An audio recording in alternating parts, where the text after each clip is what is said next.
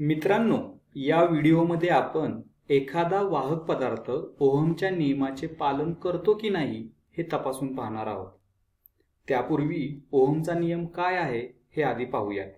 जर आपण एक वाहक तार घेतली, समजा अशी एक वाहक तार आहे आणि तिच्या दोन टोकांमध्ये विभवांतर म्हणजे जर पोटेन्शियल डिफरन्स तयार केलं, समजा ही एक वाहक तार आहे आणि त्याच्यामध्ये विभवांतर V एवढं आहे, तर त्यामधून विद्युतधारा प्रवाहित होईल, बरोबर।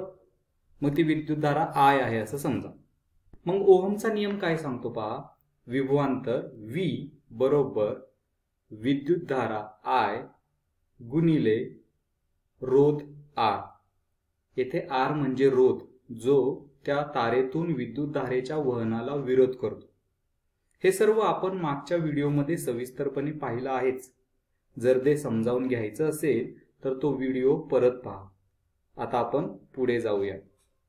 आता प्रश्न असा आहे, जर आपल्याकडे एखादा वाहक पदार्थ असेल तर त्याच्यावर ओहमचा नियम लागू होतो की नाही हे प्रत्यक्षात कसं तपासायचं।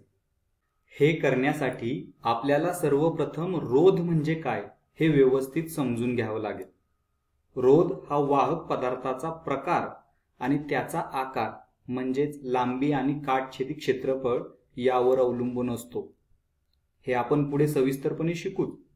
येथे महत्त्वाचं एकच आहे, ते म्हणजे रोध हा विभवांतर आणि विद्युतधारा यांच्यावर अवलंबून नसतो। म्हणजे V बरोबर IR या समीकरणामध्ये R हा एक स्थिरांक आहे, एक कॉन्स्टंट आहे।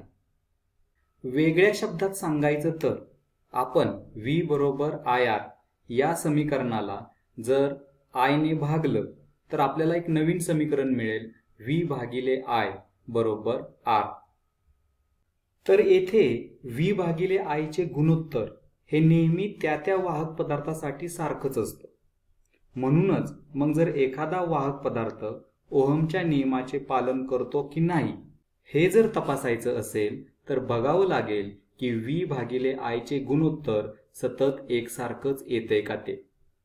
म्हणजे जर आपण विभवांतर दुप्पट केलं तर विद्युतधारा पण दुप्पट व्हायला पाहिजे।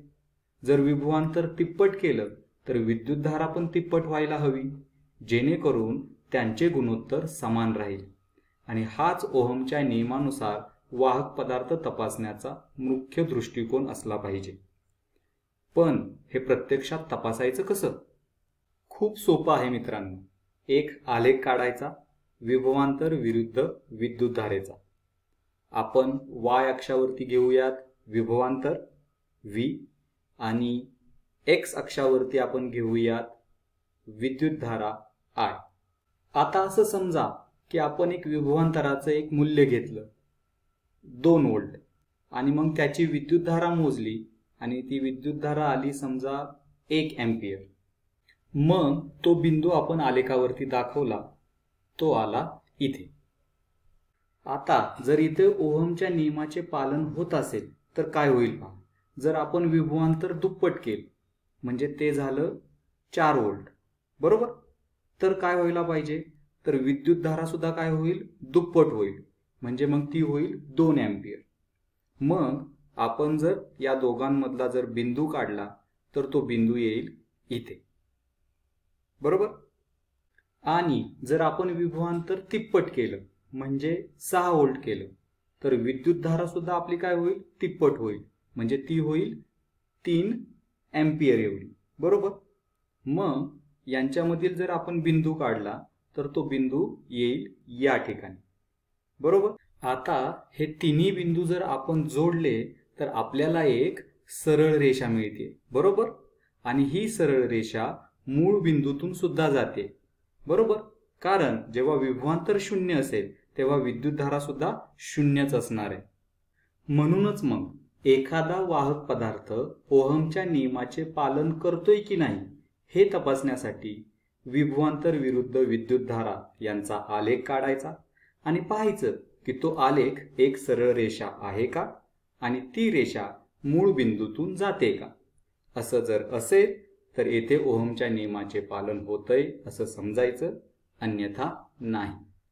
पण प्रत्यक्ष प्रयोग करताना सर्वच्या सर्व बिंदू अगदी सरळ रेषेवर येतीलच असं नाही, कारण उपकरणांमध्ये काही त्रुटी असू शकतात, कधीकधी निरीक्षणात चूक होऊ शकते, प्रयोगामध्ये चूक होऊ शकते, अशा बऱ्याच गोष्टी घडतात. त्यामुळेच तर आपण भरपूर साऱ्या नोंदी घेतो. जर आपण घेतलेले बिंदू अशा प्रकारे आहे, मग इथं जर पाहिलं तर आपल्याला समजेल की बरेच बिंदू हे जवळपास सरळ रेषेवरतीच आलेले आहेत. मग आपण असं म्हणू शकतो की हा वाहक पदार्थ ओहमच्या नियमाचे पालन करतोय. पण जर का आलेख हा अशा प्रकारे आला तर समजायचं की तो वाहक पदार्थ ओहमच्या नियमाचे पालन करत नाही. तर हा वाहक पदार्थ ओहमच्या नियमाचे पालन करतोय, पण हा वाहक पदार्थ ओहमच्या नियमाचे पालन करत नाही, कारण ती एक सरळ रेषा नाहीये.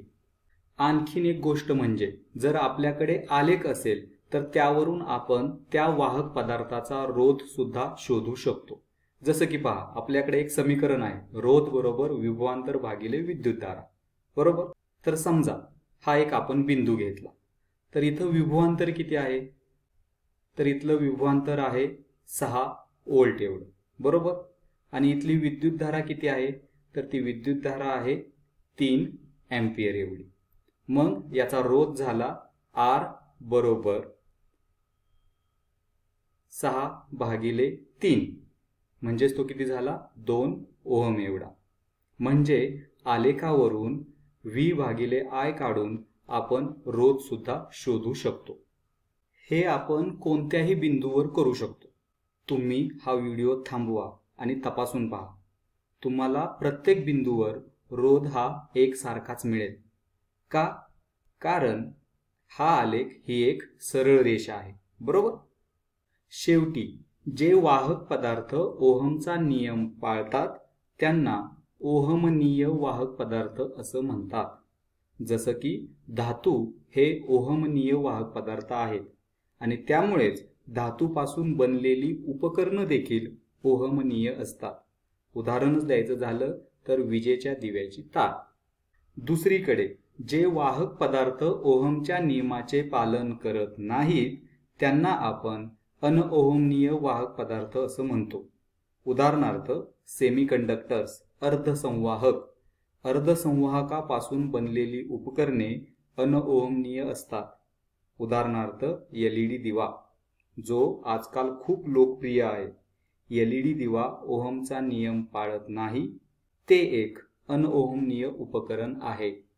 तर या व्हिडिओचा थोडक्यात सारांश असा, जर विभवांतर विरुद्ध विद्युतधारेचा आलेख एक सरळ रेषा असेल व ती रेषा मूळ बिंदूतून जात असेल तर तो वाहक पदार्थ ओहमच्या नियमाचे पालन करतो आणि अशा पदार्थांना आपण ओहमनीय असं म्हणतो.